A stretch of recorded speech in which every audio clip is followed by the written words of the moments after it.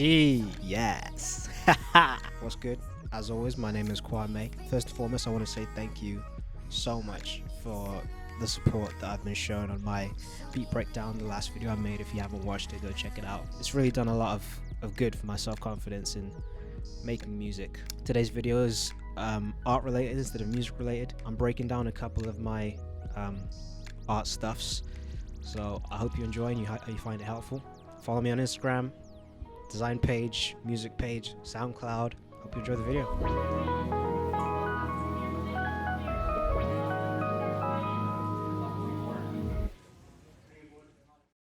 Alright, wagwan in it.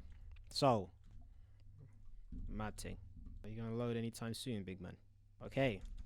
This program I'm using, colloquially known as Photoshop. I actually used two programs. I didn't actually start with this when I started in Illustrator, but we'll get to that.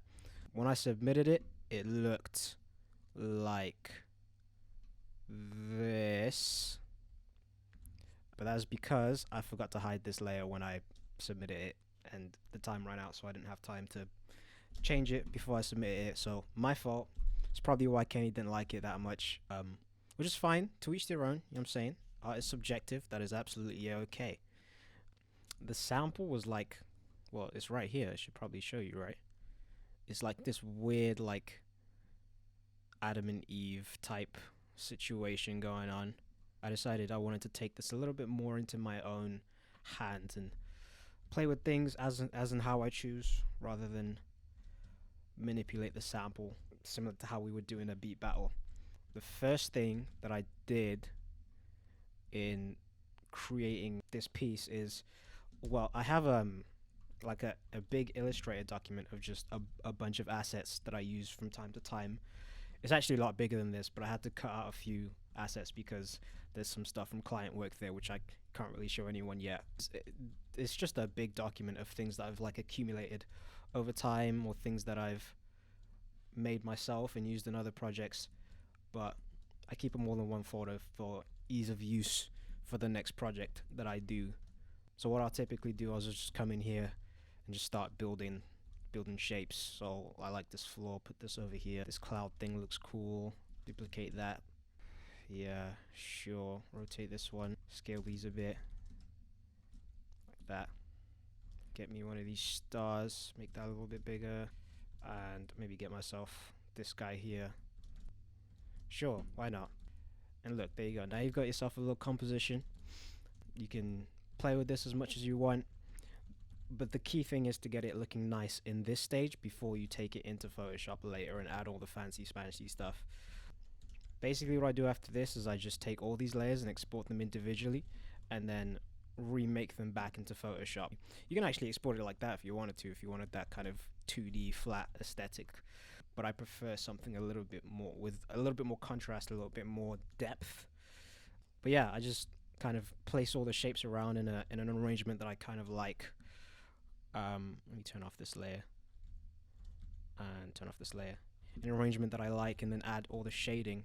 The way I do the shading is by using something called clipping mask. So if I make two layers down here, so layer 26 and layer 27, and I draw a shape with white in the bottom one, and I wanted to shade on the inside of this shape without kind of going outside the lines, kind of like this. See, I'm going outside the lines of the white blob. What I would do is I go to layer 27 and hold down Alt, and in between the two layers, when you hover over it, it brings up this arrow thing, and if you click that, then it makes it a clipping mask, which basically means that I can now color on the inside of this shape without going outside of the lines. So I basically make a clipping mask for every shape, and then go in using the soft brush in black and white and just go ahead and get shading. So I left it at that stage, really, and then moved on to add these heads in. So this one is Adam and this one is Eve, because the sample we got given was kind of based on that story. So the way I did this is I went on Google. So like, rather than bothering to make the heads myself, I just went on Google and typed in head silhouette and scrolled through until I found some silhouettes that worked. Let me just download this one for the sake of, well, this one's actually a PNG, so that's fantastic. Yeah, I just kind of got the silhouette and put it in the position that I liked, and then I would have duplicated the background and flattened the layer, put this underneath that, and did this as a clipping mask probably, or wait, sorry, no, the other way around, so that the background is inside of the head. There you go. And the black layer here is just a layer just filled with black with the fill bucket tool. And I've set the opacity for 40% so that there's kind of a differentiation between this head and the background. And then afterwards I just kind of kept duplicating this, and let's say use this as a clipping mask, and then went back in with white, painted around the edges, and put this on top maybe, like there. Whoops, set this to multiply or something. Yeah, one of these blend modes here. Screen kind of gives it some nice contrast. Oops, wrong layer.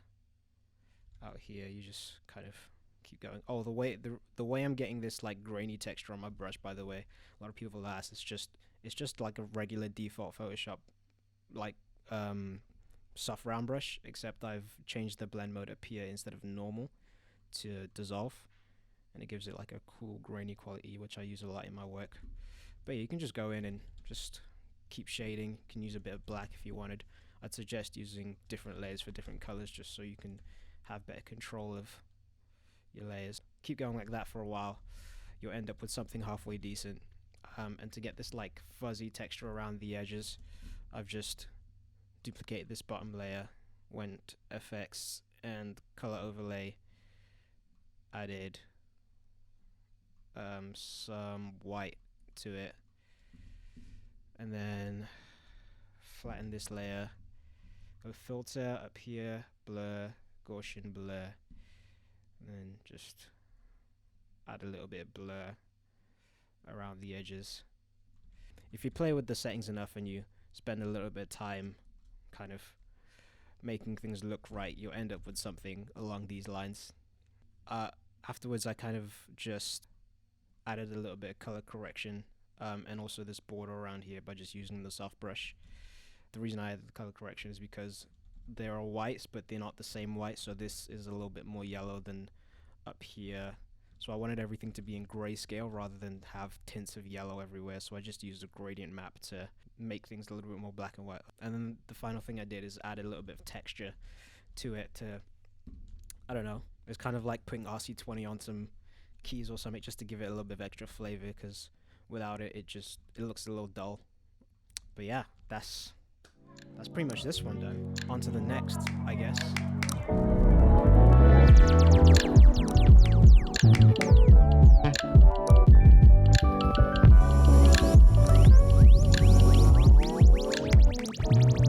This is the cover I made for the unofficial KBD album.